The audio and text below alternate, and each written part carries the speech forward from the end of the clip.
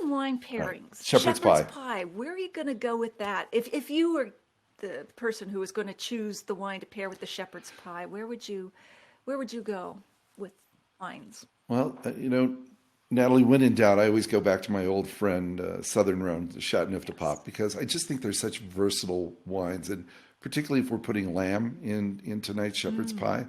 But I really am very curious as to see where my children land on this. As I mentioned, I have two adult children, three adult children. Sorry, Brian. And It's hard to remember well, Brian he's because not he's here always tonight. walking slow. Well, no, no. Yeah, no, it's like, no, he's not staying with us currently. He'll be in this Right. weekend, but it'll be interesting to see where my other two adult children land on their wine choice tonight. I'm very curious, but I'm going to leave it up to them. Absolutely. That's fun. So what are your most memorable wine and food pairings that you've had, if any, sort of stand out over time?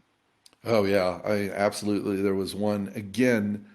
It's a little self-deprecating because I kind of poo-pooed it and thought, what is this guy doing, right? Again, it was another one of those people who I was being introduced into their wine group, and we were at dinner, and the first course was seared foie gras, and this guy brings out a sauterne. A sauterne, Natalie. I mean, come on. Who drinks a sweet French Bordeaux wine with seared foie gras? I mean, How does that yuck. work? Yeah, what is this guy thinking? Well, turns out he's got a 6,000 bottle cellar. Yeah, right. And is probably one of the greatest palates I've ever known. He's just a remarkable person. And he just leans over and looks at me and he says, "Trust me, you're new at this." Yep, yep, yep. And that had to be probably the most memorable wine pairing simply because of the lesson I learned. And by the way, an amazing wine And why pairing. do you think that pairing It works? It was, is one of the classics of all time, but why do you think foie gras and sauterne work so well together? well, now you tell me, Natalie. Where were you when I needed you? I think it's just because foie gras is so rich and fatty, and that the acidity that you find in a really well-made sauterne that has to hold up to the sweetness in the wine, those residual sugars in the wine, that same acidity does a great job of cutting through that fat in the foie Yes. gras like a laser. And then you have that sweetness, which really, sort of also buoys up the richness and is a It counterbalance is. to the richness of the foie gras. And it's ethereal. It's ethereal. Again, I really, but more importantly, it was the lesson I learned that day that I don't know much. You are very humble in admitting all of these stories, so I love it because that's what people Well, can I used to identify be. with. Okay, fine. That was the before times. All right. Yeah, that's right. I used to be very humble. And now you know what you're doing. But I think there's so much richness in a dish like foie gras, and sauterne can also be very intense. But when you're going back and forth between them or combining them in your mouth, you don't satiate out so quickly of either intense experience as you would if you were just eating foie gras or just drinking sauterne.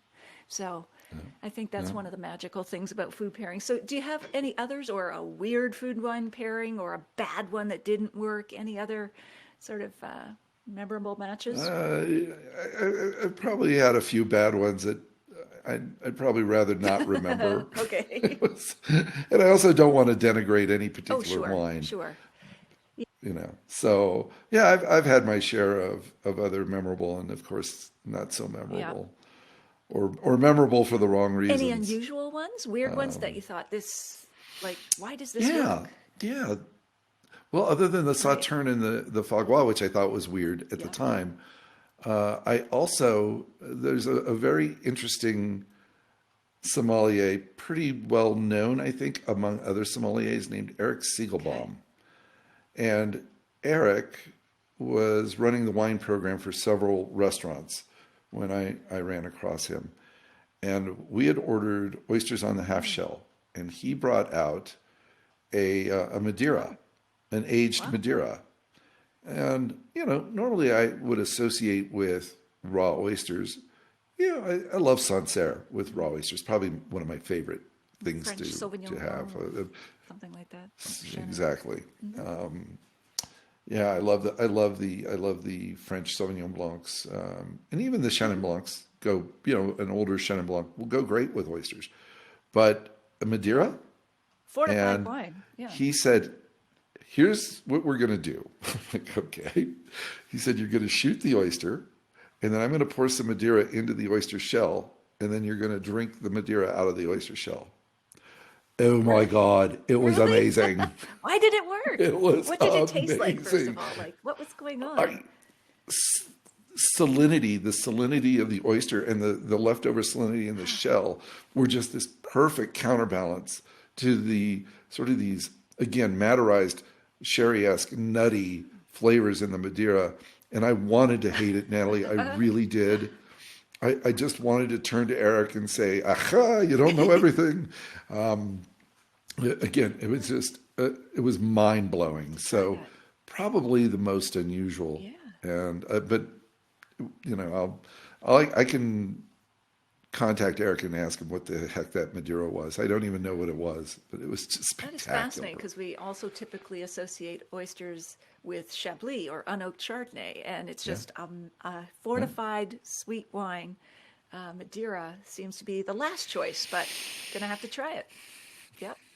Out of the oyster shell. The oyster shell. That'd be nice because it'd be infused, as you said, with the salinity and the brininess of the oysters. So cool.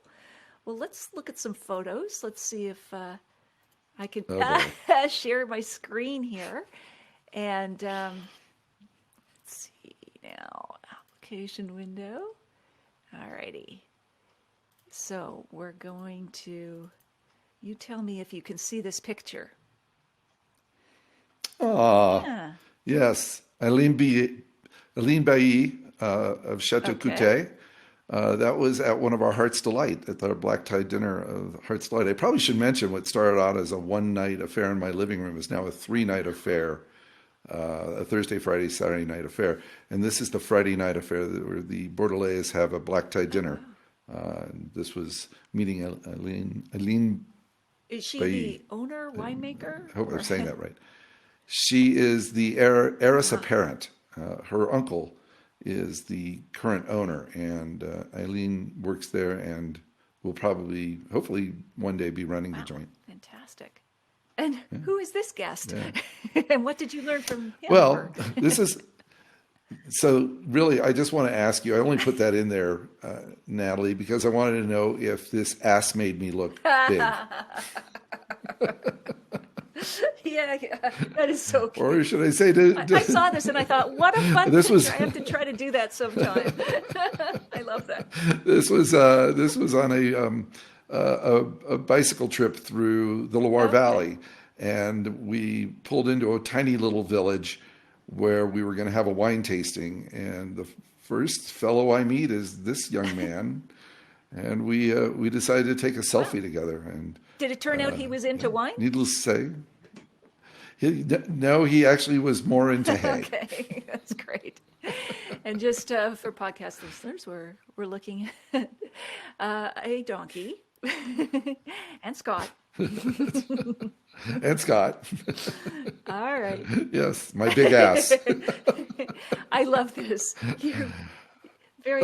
It's a funny pose. This is It's cute. You look relaxed. yeah. This is my Burt Reynolds pose. This is from a couple of years ago on a barge trip that we actually took through Burgundy, and I am posing on the wall that separates me and other mortals from the vineyards of Domaine Romani Conti. That's stellar Burgundian wine. Wow, that's fantastic. That is such. Whoops. All right. Let's see. And what you didn't see behind me, Okay. Natalie, because I'm blocking the sign, is no Oh, yeah. trespassing. Get off my lawn or my vineyard. That's right. So I didn't trespass. I just only got up on the wall. That's great. Is that the same place? Yeah. It okay. is. The Same vines. place. Yep. Oh, come on now. Here we go. And this, I love this. Wine expert. Any questions? And you circled your name tag. Where was this? That's this was on a cruise ship from Australia to New Zealand, literally just before the pandemic hit. This was the very end of 2019. It was December of 2019, and I had been invited on a cruise to lecture about wine. I've done this several times. As a matter of fact, Natalie, I'm going to take a quick break to tell you another fun story. I was on probably was one of my very first wine, where I was the wine expert, so to speak, on a cruise ship. And I had just finished, I can't even remember what the topic was. I think I had done a fun game called The Price is Right, where I had several members who were on several cruisers or members, passengers, come up and taste the wines. And we had wines at everybody's table, and everybody had to sort of put the wines in the order of the price. And then there was a prize if you could, get them in the right order. And it was a lot of fun. And at the very end, as people were leaving, I said, "Did you enjoy it?" You're shaking hands like kind of a reception line. "Thank you so much for coming. I hope you enjoyed it." And one fellow, I said, Did you enjoy this?" And I swear to you, he says, "Oh, it was really quite enjoyable, but you're no Natalie McLean." So I decided I was going to find out who Natalie McLean was. And that, Natalie, is when I did some research, found out who you were, and started following you. And I became a huge fan of you. That was probably my uncle or for something. me He was a plant. Well, he was Canadian. There you go. See, we're all related up here. That could be a problem, too, when the DNA doesn't get enough variation. But anyway, that's funny. I'm no Natalie McLean. I'll never forget That's that. a great little tasting technique of getting people to put them in the order, the price in the order. Did you give them any tips? Like, were they surprised, or did you say, well, here's how you can recognize a wine that's more expensive than another one, like when you're tasting them without knowing? Sure. We kind of did like a brief 10, 15 minute, here's how you taste wine, here's how you smell wine, this is what you look for in a wine. This kind of is a delineation between what we would consider an expensive wine and an inexpensive wine. But at the end of the day, it's just, what do you like? And I will say that easily half the people in the audience liked some of the less expensive wines. That's a great thing. Over the more expensive wines. And I thought that was a really cool thing that came out of it.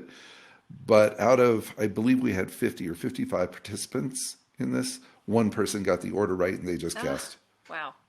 That's what I always love discovering. I like the cheap wine because life can be both happy and inexpensive, right? It's not a sign of evolution just because you like the expensive stuff. Yeah. There's some good inexpensive stuff out there. Exactly, especially these days with improved technology and more competition and newer regions. So, is this? I think that actually might be it is again another a wine cruise, and I think this actually, Natalie, may be the Price is Right, where I was told I was no Natalie McLean, and that's why I put the picture in there, was to remind me of the story. So, is it cruises? You enjoy doing them? Obviously, the tasting. Love it. Absolutely love it. Yeah. We try to do one every couple of years, and I've been very fortunate to be invited on as a guest. That's fantastic. And yeah. Cool. Let's see. I recognize, I think, one person in addition to you, but tell us who these people are. Well, I'm going to blank on the fellow on my left, but the young woman on my right is Elaine, as you probably know, Elaine Chuka Brown, who's very, very well known in the wine industry here in America as kind of being an expert, particularly in California wines. And they were on the podcast. I believe we were talking about the wines of the Sierra foothills, which was really pretty cool. Because I did not know a lot about that region at the time. And you know what? I'm not that familiar with the Sierra foothills either. What differentiates them, say, from Napa, Sonoma, or even Paso Robles? Like, what are we looking for in Sierra? Absolutely the altitude. Okay. They're growing wines at a much higher altitude, volcanic soils, and a lot of Zinfandel, a lot of Syrah, and very intense wines coming out of the Sierras. And also, I've had some really remarkable Petite Syrahs coming out of the Sierra foothills. And again, I believe it's the El Dorado region of the Sierra foothills, and I was not familiar with this wine region, and it was really a treat to have Elaine on the podcast and learn. That's great. Let's see here. Oh, what are you doing here? Oh, this is the Heart's Delight. This is the fundraiser. This is the Heart's Delight. Yeah, for several years I was the, I guess, amateur auctioneer at Heart's Delight. We had some amazing auction items, just incredible trips and large format bottles and vineyard experiences and restaurant experiences, and it was a lot of fun. But I am truly, truly just an amateur. We had the pleasure and still have the pleasure of having Jamie Ritchie, who is the wine director at Sotheby's, come and join us. And he's been involved since year one. That's great. Since the very first year. He comes down from New York and spends the weekend with us, and he runs the auction. And it's just a delight to work with Jamie. And do you have any favorite tips for doing well at an auction? Like if you're bidding, other than just come with a large checkbook? Oh, yeah. Absolutely. Don't be the last in. Yeah. Okay. Yeah. That's right. I've heard set a budget, but of course you don't want that when it's for charity. So I guess it's all for a good cause. Yes. Yeah. I did actually end up bidding on a lot where I was the last bidder and ended up with a particular trip. And I turned to my wife and I said, "We won." She goes, "No, dear, we paid." Where's the trip to? Where was that trip to? Oregon. It was to Oregon. We had a wonderful Nice. trip to the Willamette Valley. Any standout wineries that you great. visited there in terms of memorable? Oh gosh, all of them. I got to say, there wasn't, and it was interesting because I had for many years kind of been not the biggest fan of Oregon Pinots because I felt that Oregon at one point, at least early on in my career, maybe early on in their career, was trying too hard to be something else. But somewhere along the line, Oregon wine growers and winemakers decided, you know what, we're going to make great wine with the grapes that we have. And I'm going to say that for me, that revelation occurred maybe about 20 years ago. And I think some of the Pinot Noirs coming out of Oregon are definitely some of the best domestic Pinot Noirs in the United States and can rival many on a worldwide stage. I just really adore Oregon What do you Pinots. think's changed to make that? Just experience, or is there something more? No, I think experience. I think a lot of the Oregon winemakers, and they are very collaborative. They are constantly communicating with each other. They're constantly sharing information and resources and equipment. And I think what they realized is rather than maybe try to make a Burgundian Pinot Noir, use the best techniques of Burgundy, but make a great Oregon Pinot Noir. And I find them to be very, and they range. I mean, there's over 7 different appellations now in the Willamette Valley, and they range quite dramatically, but I find them to all have a great balance. They have wonderful balance, is what they have in common. Ultimate compliment for a wine. That everything comes together. And who's this? Oh, that's Joel Aiken. He's a remarkable winemaker, has had an incredible career and made Beaulieu Vineyards for many, many, many, many years, put Beaulieu Vineyards on the map. And it was just such a pleasure to have him on the podcast. A wonderful gentleman. He brought in a 78 Beaulieu Vineyards to try during the podcast. And just, it was delicious. But, older California Cabernets, you have to really kind of want to be prepared for them. They're not going to be those big, ripe, fruit-forward California Cabernet you might be used to. This was very gentle and just delightful and still charming. Just, really a tribute to both Joel and the vineyard in California. Fantastic. Awesome. All right. So, that was a fun trip down memory it was. lane. You've got some great photos. I always love seeing those from folks. And so I just a few more questions because I really appreciate you taking this time, Scott. Sure. What advice, what's the best kind of wine advice you hear people give? Like aside from, try everything, pull corks, is there any sort of wine tip or advice that you like to offer to people to help them in their wine appreciation? Well, this is going to sound so trite. It's drink what you Yes. like. I mean, so many people. I mean, I have been at so many wine tastings where people have different palates, people have different tastes, and even judging wine, my fellow judges will look for something different in a wine than maybe I look for in a wine. But at the end of the day, just drink what you like. I don't care if it's, a $10 unoaked Chardonnay or a $1,000 California Cabernet from one of the cult vineyards. If it's really something that you enjoy it. I prefer my wines with food. Not everybody does. Some people just drink wine for the sake of drinking wine to relax at the end of the day. And that would be my one thing is drink what you like. And if you could share a bottle with anyone, living or dead, who would that be? Oh, come on, Natalie. That's Yeah. wow. Wasn't prepared Okay, for that sorry. one. So share a bottle, living or dead, You could with go with anyone. Thomas Jefferson, just throwing him in there if you wanted to default to the father of American wine or whatever.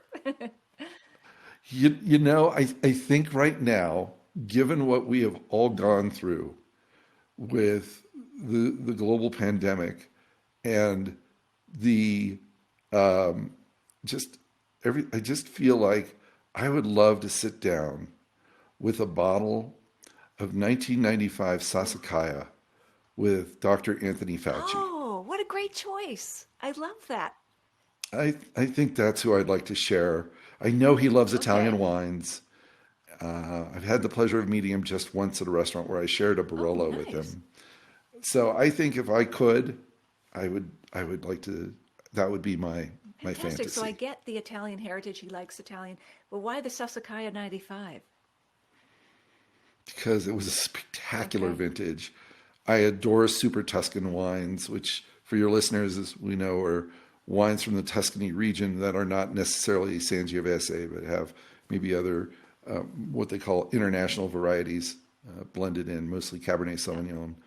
And I just adore the 95 Sassicaia, and I think he'd like it What would you too. ask him? What would I ask him? I don't think I would ask him anything. I think I would just tell him, dude, thanks. Yeah, good enough. Thank you for Yeah, everything. you've done your job. You've And done your more. job. Here, Yeah, have a you glass. probably need a drink or three by now. This is great, Scott. Is there anything we haven't covered that you'd like to mention before we wrap up? I just think that it's been a wonderful trip, and I've met the best people. Yeah. I've even had wonderful clients that I've met through the wine world, and I just feel incredibly fortunate to have stumbled into this amazing path. And then, of course, meeting people like you. It's just been a genuine It has pleasure. been for me as well, Scott. This has been a wonderful conversation. Where can we find you online? Well, unfortunately, my current website is under repair, and that's vineguy.com. But all of my podcasts are located on Podcast One. Search Vine Guy. And can we also access them through wherever we get podcasts, like Apple or Oh, Spotify, Apple, all the rest absolutely. of them? Yeah. Apple, Spotify, Vine Guy. Stitcher. Okay. Yeah, I'm across all Perfect. right. Vine Guy, and yeah, they're a lot of fun. I do try to keep them to 30 minutes because my wife says that's the average time it takes to commute or treadmill. Yes, exactly. Yeah, I get that. Yeah, absolutely. Well, Scott, thank you so much. And we'll have to continue this conversation and hopefully also someday in person. Thanks, Natalie. I appreciate it. All Thanks for right. having me. Cheers.